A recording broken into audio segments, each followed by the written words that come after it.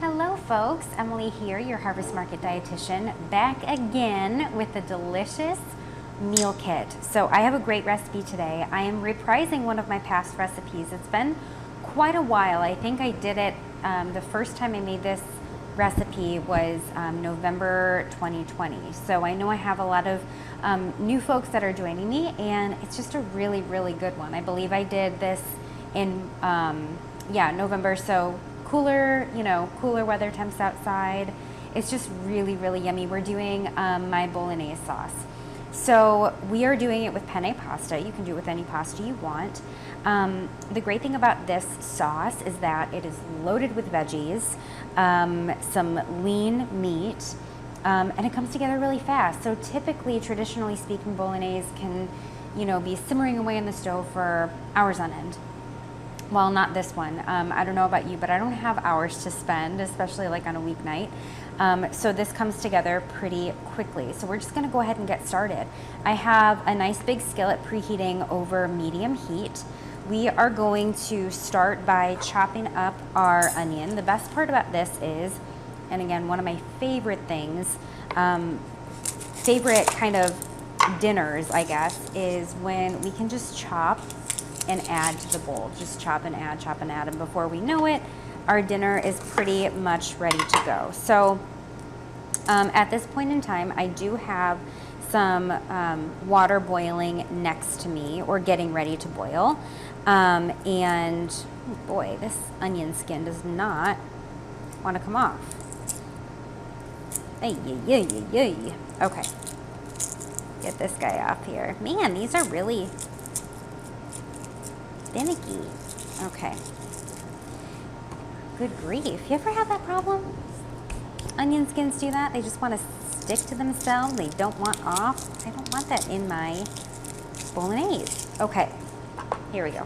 All right. So we're going to do a nice fine dice. Now, the important thing to remember for everything that we're going to be chopping up for our sauce, we want to make sure that it is really nice and small, because we want everything to kind of mimic the texture of the ground meat that we're adding in, or lentils if you are going vegetarian. But we want it to be really, really small, so every single bite has a little bit of everything. Okay, so we're doing a nice fine dice on our onion. The great part about onions too, they kind of like melt away. So even if you have a couple bigger pieces, they tend to just kind of like get really, really soft. Okay, so now we're gonna shake up our olive oil cup. This has olive oil, salt and pepper, really simple, just some olive oil and seasonings. We're just gonna add half of this, save the rest for later. Half of that. Onion goes right in. Lovely. Mix it up in there a little bit. Turn up the heat. I want a little sizzle going on, so I'm going to turn up the heat a little bit. Then we're going to open our veggie bag. Scissors are handy. Okay, what kind of veggies do we have? We have some celery. We have some parsley. That's going to go off to the side, because we're going to be using that really just at the end to kind of garnish, add a little bit of flavor at the end. We have our mushrooms, garlic, carrot, and tomatoes, which we do not have to slice up, so I'm just going to set off to the side as well. Those are going to go in just a bit. So, again, turning up the heat a little bit, I'm going to add in my garlic. So I'm going to give this a nice mince. If you have a garlic press, you can use that. The good old knife works just fine. Nice, good mince. Run the knife through.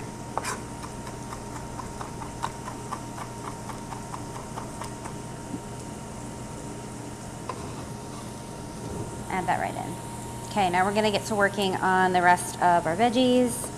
I like to do a nice dice on my carrot. So I'm going to slice these. You can see this into kind of like thin planks. Then from here, going to slice this into long, thin pieces and then turn it so I get nice little cubes of carrot.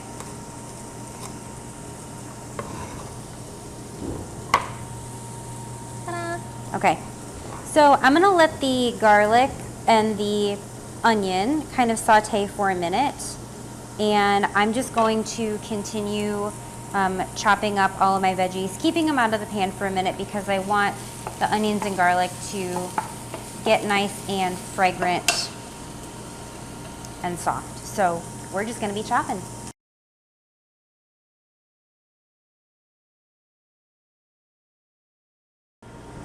Okay, we're all chopped. So we're going to go ahead and add in the rest of the olive oil, making sure we scrape out all of those seasonings in there. Okay. Now we're going to add all of these chopped veggies. So gorgeous.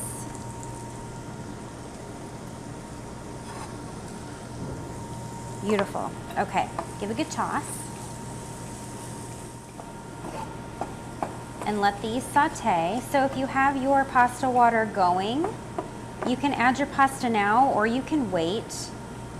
Just allow yourself, 10 to 15 minutes.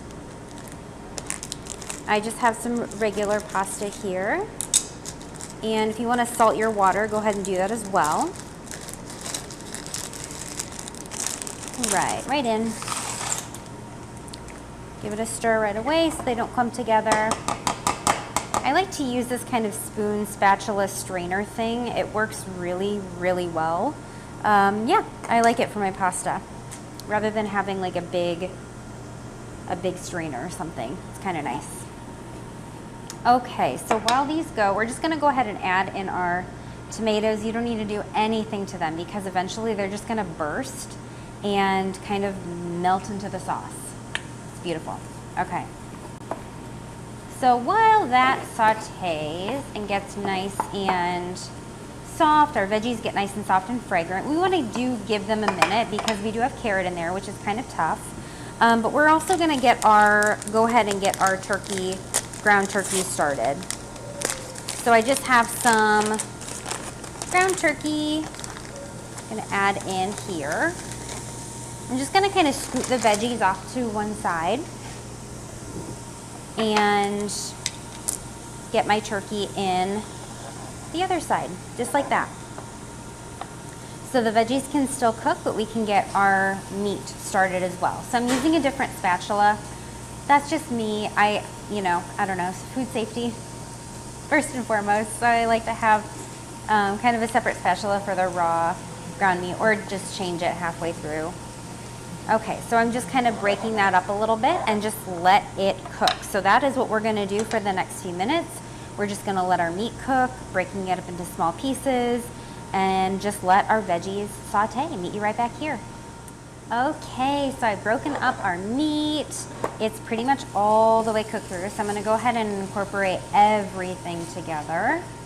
Don't forget to keep an eye on your pasta if you have that going as well. So already my tomatoes are just starting to burst from the heat and being cooked. Ooh, look out, they're juicy. So I'm just gonna use, ooh, that got me. Ooh, that's hot. Be careful, you guys, be careful. This is a dangerous job. We've got bursting tomatoes. So be gentle, be careful, don't burn yourself on the tomatoes.